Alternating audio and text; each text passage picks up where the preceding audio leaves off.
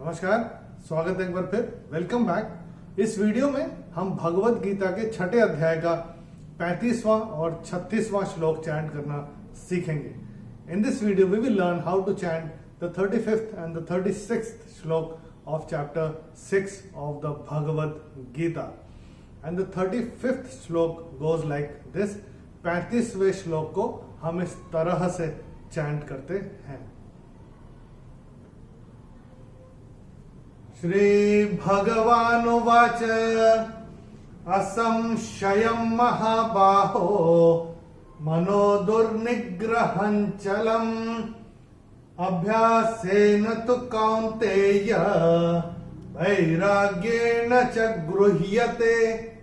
पहले देखते हैं कि श्लोक में पहला और तीसरा चरण कहां पे छूटते हैं। तो मैंने कैसे चैंट किया था? असंशयं महाबाहो, ये ऐसे करके मैंने चैंट किया था।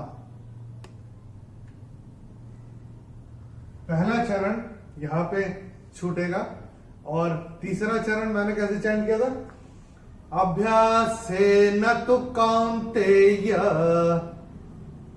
तो तीसरा चरण छूटेगा यहां पे। अभी देखते हैं इस श्लोक में कौन कौन से नियम लागू होते हैं। The rules that apply on this shloka. Let's have a look. ये पहले चरण में स के ऊपर जो अनुस्वार आ रहा है, अनुस्वार के बाद का अक्षर है श, और अनुस्वार के बाद जब श आएगा तो अनुस्वार का उच्चारण होगा म।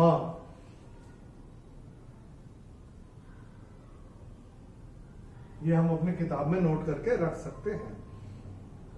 य के ऊपर जो ये अनुस्वार आ रहा है उसके बाद का अक्षर है म, और अनुस्वार के बाद जब म आएगा तो अनुस्वार का उच्चारण होगा म।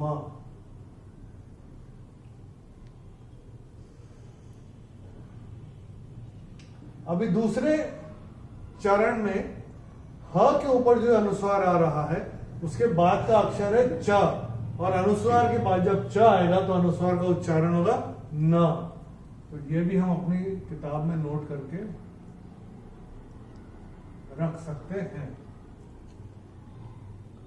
और तीसरे और चौथे चरण में चैंटिंग के हिसाब से कोई नियम है नहीं।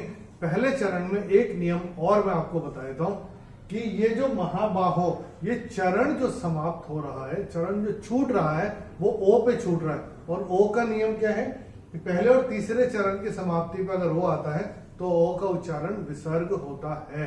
लेकिन ये हम आपको पहले भी काफी सारे वीडियोस में बता चुके हैं कि महाबाहो संबोधित कर रहे हैं भगवान अर्जुन को। तो जहां पे संबोधन आएगा, किसी का नाम आएगा जिसे संबोधित कर रहे हैं, वहां पे वो डिस्टॉर्ट नहीं होगा। वो जैसे महाबाहो है तो महाबाहो ही रहेगा, क्योंकि अगर संबोधन कर रहे हैं। अगर महाबाहो संबोधन के बिना आता तो महाबाह हो जाता। और यहाँ पे संबोधन है, अर्जुन से कह रहे हैं सुनो अर्जुन, महाबाहो असंशय महाबाहो, इसीलिए ये महाबाहो ही रहेगा। चलिए मिलके चैंट करते हैं। मैं करूंगा, मेरे पश्चात आप चैंट करिएगा। 35वां श्लोक, चैप्टर नंबर 6, छठा अध्याय। चलिए। श्री भगवानुवाच श्री भगवानुवाच असंशयं महाबाहो असंशयं महाबाहो मनो दुर्निग्रहं चलम् मनो दुर्निग्रहं चलम् अभ्यासेन तु कौन्तेय अभ्यासेन तु कौन्तेय वैराग्येण च गृह्यते। वैराग्येण च गृह्यते। चलिए 36वां श्लोक देखते हैं। पहले देखते हैं इस श्लोक को चैंट कैसे करते हैं। असंयतात्मना योगः दुष्प्राप इति मे मतिः वश्यात्मना तु यतता शक्यो वाप्तुमुपायतः। चलिए पहले देखते हैं पहला और तीसरा चरण इस श्लोक का कहां पे छूटता है। मैंने कैसे चैंट किया था? असंयतात्मना योगः तो ये यहाँ पे पहला चरण छूटेगा। वश्यात्मना तु यतता, यहाँ पे तीसरा चरण छूटेगा। अभी देखते हैं इस श्लोक में कौन कौन से नियम लागू होते हैं। The rules that apply on this shloka, let's have a look. पहले चरण में ये स के ऊपर जो अनुस्वार आ रहा है, अगर आपने ध्यान दिया हो, जब मैं चैंट कर रहा था, मैंने चैंट कैसे किया था? असंयतात्मना, असंयतात्मना योगः, मैंने ऐसे करके चैंट किया था। अगर हम रूल के हिसाब से जाते हैं तो स के ऊपर जो अनुस्वार है उसके बाद का अक्षर है य, और अनुस्वार के बाद जब य आएगा तो अनुस्वार का उच्चारण होगा म। लेकिन अगर हम म करते हैं, म भी सही है, और य करते हैं तो यह भी सही है। जैसे हम बोलते हैं ना संयम, संयम, संयम भी सही है, संयम भी ठीक है, और असंयतात्मना और असंयतात्मना दोनों ही ठीक है। हम चैंटिंग में असंयतात्मना करते हैं। तो ये और ये दोनों ठीक है। तो जो आपको, जैसे आपको ठीक लगे, जैसे आपकी चैंटिंग में सही आता है, वैसे आप चैंट कर सकते हैं। हम लोग करते हैं असंयतात्मना योगः, हम ऐसे करके चैंट करते हैं। अब ये जो योगो है, अब यहां जो महाबाहो था, महाबाहो महाबाहो ही रहा क्योंकि संबोधन था, लेकिन यहाँ पे संबोधन नहीं है और पहले चरण की समाप्ति पे आ रहा है। तो पहले चरण की समाप्ति पे ओ आ रहा है, तो ओ का उच्चारण होगा विसर्ग। असंयतात्मना योगः, हम इसको ऐसे करके चैंट करेंगे। तो ये आप अपनी किताब में नोट करके रख सकते हैं।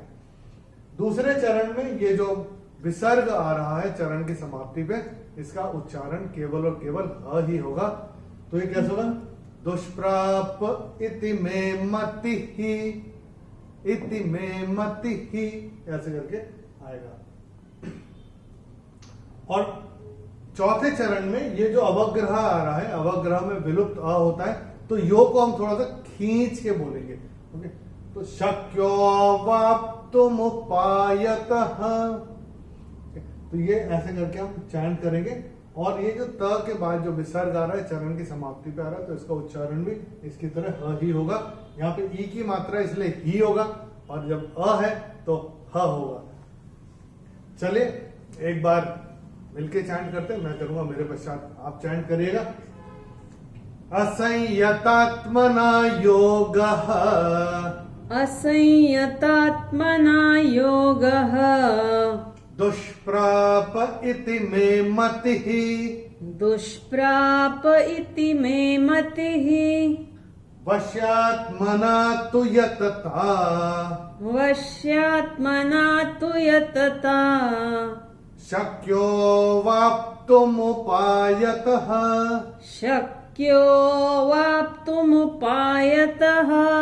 चलिए एक बार दोनों श्लोक मिलके चैंट करते हैं। Let's experience the bliss of the Bhagavad Gita chanting. मैं करूंगा, मेरे पश्चात आप करिएगा। एक बार रिवीजन भी हो जाएगा दोनों श्लोक का एक साथ। चलिए तैयार है?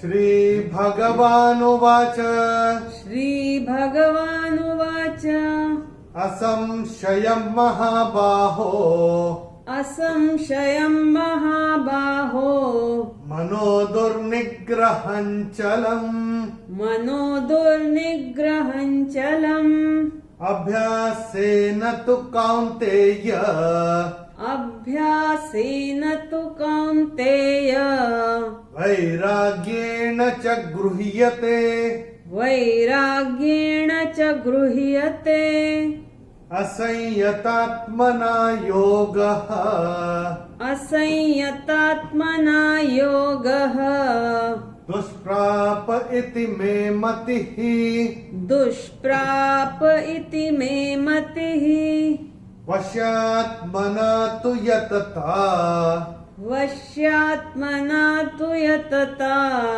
शक्यो वाप्तुमुपायतः, शक्यो वाप्तुमुपायतः।